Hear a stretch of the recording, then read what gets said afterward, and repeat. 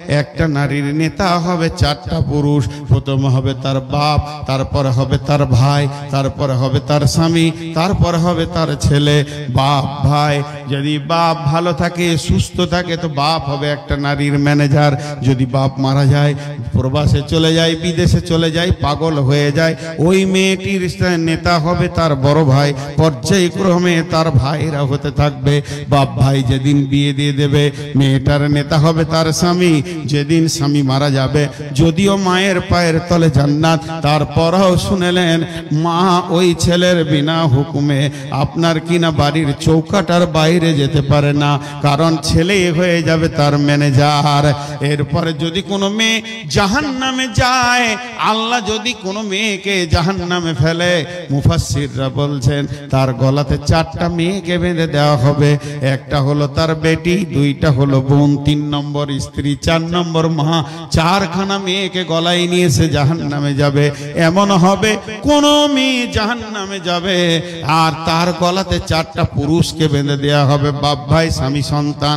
তার কারণ পৃথিবীর বুকে যখন কোন পুরুষের কিয়ামতের মাঠে বিচার হবে, তো পুরুষটাকেই সামনে করে বিচার হবে, আর তার সঙ্গে কাউকে ডাকা হবে না।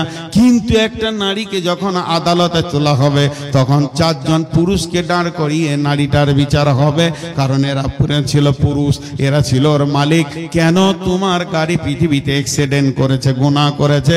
বাপ ভাই তুমি কি কানা ছিলে?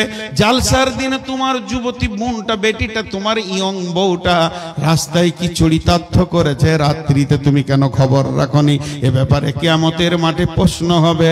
অর্থাৎ যার গাড়ি অ্যাক্সিডেন্ট করে, গাড়ির মালিক ছাড়া যেমন গাড়ি কিনে বিচার হয় না, যে মেয়েটি গুনাহ করবে ওর পুরুষকে ছাড়া, ওর মালিক ছাড়া কিয়ামতের মাঠে বিচার হবে না।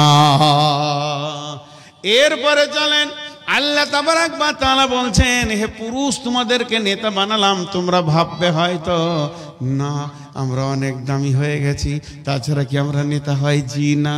তুমি কি ছেলের মা বানিয়েছো এর জন্য নিজেকে পুরুষ মনে করছো না? তুপুর যদি ছেলের মা বানানোটাই সব থেকে পুরুষত্বের প্রতীক চিহ্ন হয়, তুমি সারা বছর মেহনত করলে একটা ছেলের মা বানাবে। আর শুকর এক সিজনে 1.5 ডজনের বাচ্চার মা বানায়, কুকুর অন্তত 6টা 7টা বাচ্চার মা বানায়, তাহলে কি তারা বড় পুরুষ? না, সন্তান বানানো এটা পুরুষের প্রতীক চিহ্ন নাই। বিমা ফাদ্দালাল্লাহু বা'দাহুম আলা বা'দিন, আমি আল্লাহ তোমাদের প্রেম যমুনার জোয়ারে সন্তানটাকে হীরের টুকরো তুলে দিই প্রেম সমুদ্র থেকে। এটাই হচ্ছে তোমাদের বড় নিয়ামত, এর জন্য কেউ কারো উপরে যাবে না। অবিমা আনফাকু মিন আমওয়ালিহিম, হে পুরুষের দল, তোমাদের দায়িত্ব হচ্ছে ইনকাম করে নিয়েছে বিবির পেছনে খরচা করবে। বিবিকে তুমি খাওয়াবে, পান করাবে, বিবিকে তুমি আনন্দ দেবে, এবং বিবির পেছনে তোমার খরচা হবে, তবেই তুমি সমাজে পুরুষ। জি ভাই, বিবি মানে ঠান্ডা, বিবি মানে জান ঠান্ডা, আর এখন বিবি মানে জান গরম। ভাই আপনাদের বিরক্ত লাগছে নাকি? যেতে যেতে তো সব চলেই গেল। যত বিবির কথা বলছি তত বিবির কাছেই চলে গেছে না। দেখছে টাটকা গরম বায়ন শুনছি, এখনই বিবিকে দেখা করি, এ ঘর চলেই গেল। একটু সবর করেন।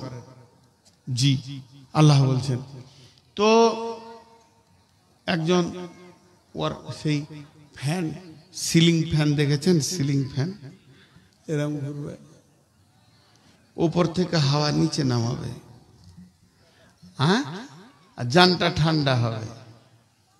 তো একজনের ফ্যানের ক্যাপাসিটার যেটা থাকে, ওই ফ্যানের মোটরের কাছেই থাকে ব্যাটারির মতো, ওটা কি বলে?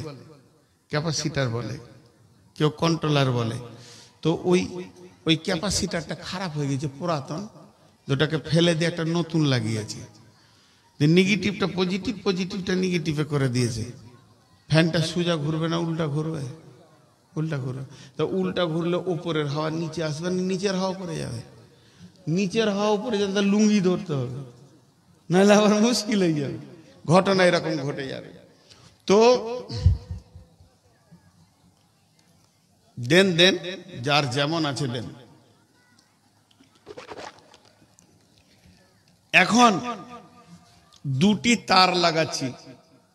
নবীজি বলছেন তুমি মহারানা দিয়ে বিবিকে আনো, নেগেটিভ।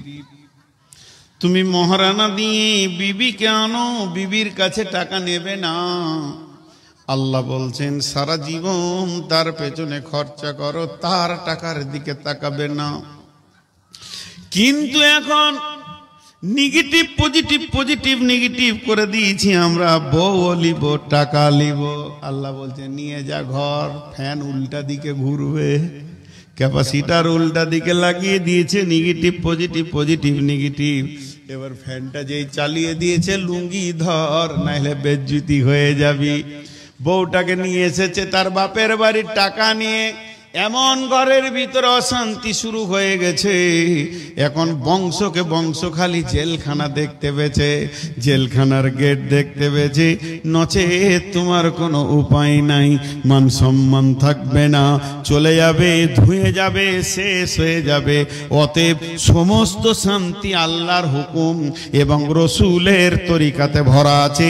যখনই আল্লাহর হুকুমের বাইরে চলে যাবেন আর শান্তি পাওয়া যাবে না। কোরআন যে বলল তোমার বিবির কাছে রয়েছে শান্তির সম্ভার, সেটাকে তুমি গ্রহণ করো, আনন্দ করো, মাখামাখি করো, একে অপরে লুটে লাও, আনন্দ করে লাও এবং শান্তিটা নিয়ে নাও। ছোট্ট একটা কথা শেষ দিকে জিজ্ঞেস করব, আপনি একবার খালি হ্যাঁ নাটা বলবেন, ভুলটা বলবেন। জি, যে মেয়েটাকে নিয়ে আমি আনন্দ করব, আমি নিজেই বলছি, চয়েস করলাম এই মেয়েটা আমার বউ হবে, ওর গলাটা জড়িয়ে ধরলাম, তোমাকে নিয়ে প্রেম খেলা খেলবো, পৃথিবীতে আনন্দ করব। আর ওর চোখের সামনে ওর বাপের পেটে একটা ভুজালি ভরে দিলাম, ওর ভাইয়ের বুকে একটা চাকু মেরে দিলাম। তারা দুজন চিত হয়ে পড়ে ছটফট করছে, আর ওকে আমি বলছি চলো আমার বিছানায়, তুমি হাসবে। মেয়েটা হাসবে কি? জোরে বলেন, হাসতে পারবে? আজকে পৃথিবীর বুকে সমস্ত দাম্পত্য শান্তিতে ভুগছে।